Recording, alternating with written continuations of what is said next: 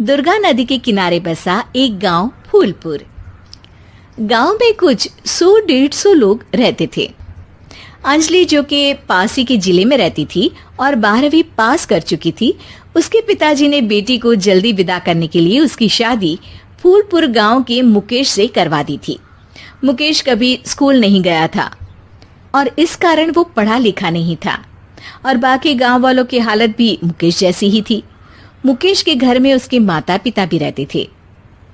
सासू माँ, मैं बाहर मंदिर तक जा रही हूँ, आधे घंटे में आ जाऊंगी।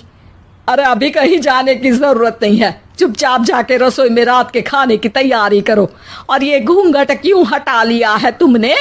क्या पता नहीं कि इस गांव में औरतें बिना घूंघट के नहीं रहती। अंजलि छत पर जाकर अपनी मम्मी से बात कर रही होती है। तभी गांव की 3-4 औरतें उसे देख लेती है और दरवाजे पर आकर उसकी सास से शिकायत करने लगती है। और क्या हुआ? अरे छत पे तो देखो, आपकी बहू मटक मटक के किसी से फोन पर बात कर रही है। दिन भर फोन पे लगी रहती है। अरे कल तो मंदिर के पास वो क्या कहते हैं, सेल्फी ले रही थी। शहर की बहू रखना अच्छा शान की बात है, पर देखना इसके लक्षण से ये तो तुम्हारे परिवार को बदनाम ना कर दे। ये पहली बार नहीं था जब सास से गांव के लोगों ने अंजलि की बुराई या शिकायत नहीं की हो। अब तो ये रोज की बात थी। अंजलि ये सब सुन लेती है। जब वो नीचे जाती है तो मुकेश भी वहां आ जाता है।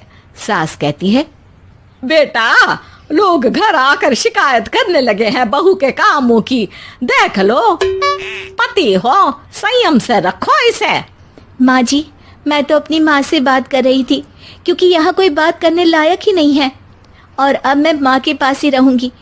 वहाँ क्या रहना, वहाँ बाहर के लोग तो ठीक है पर घर के लोग भी इज्जत ना दे सके।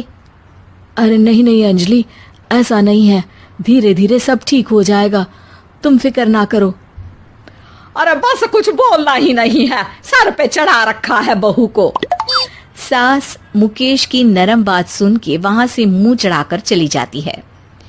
मैं तो कहती हूँ हम दोनों शहर चले जाते हैं। मैं पढ़ी लिखी हूँ, मुझे वहाँ नौकरी भी मिल जाएगी और थोड़े दिनों में आप भी वहाँ कुछ काम ढूंढ लेना। अरे नहीं नहीं अंजलि, हम यहाँ ना गांव का खेत, माँ पिताजी को छोड़कर शहर नहीं जा सकते। माँ पिताजी को कैसा लगेगा और गांव वाले क्या सोचेंगे?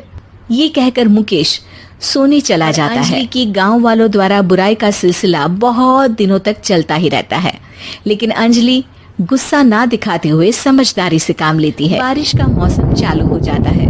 जोरदार बारिश से पूरे गांव में हाहाकार मच जाता है। दुर्गा नदी में बाढ़ आ जाती है और बाढ़ का पानी पूरे गांव की फसल तबाह कर देता है। फसल की ये हालत देखकर गांव वाले निराश हो जाते हैं और बात तो यहाँ तक पहुँच जाती है कि कुछ लोग तो अंजलि को इस सब का दोषी ठहरा देते हैं। अरे पूरी फसल तबाह हो गई, पता नहीं किसकी नजर लग गई है। अरे जब से चौधरी परिवार में ये शहर की बहू आई है ना, तब से ही गांव की शांति चली गई है। इसके कर्म कांड से माँ दुर्गा नदी भी खुश नहीं है। ये सब सुनकर बेचारी अंजलि रोते हुए अपने घर चली जाती है। कुछ दिन बाद सभी गांव वाले अपनी फसल का मुआवजा लेकर अपने अपने घर आते हैं। मुकेश भी 1500 लेकर आता है। अंजलि को जब पासबुक दिखाता है तो अंजलि हैरान हो जाती है। अरे, ये पासबुक में तो उन्होंने 4000 की एंट्री करी है और आपको सिर्फ 1500 दिए। सच में? अरे वो सरकारी अफसर आपको बेवकूफ बना रहे हैं। सरकार की तरफ से हमें 4000 मिले हैं, लेकिन बाकी का सारा पैसा खुद ही खा रहे हैं। आप लोग के अनपढ़ होने का फायदा उठा रहे हैं। ये सब सुनकर मुकेश परेशान हो जाता है, लेकिन अंजलि उसे हिम्मत से काम लेने को कहती है और सुबह होते ही मुकेश को पंचायत कार्यालय ले जाती है और साथ में गांव के और लोगों को भी।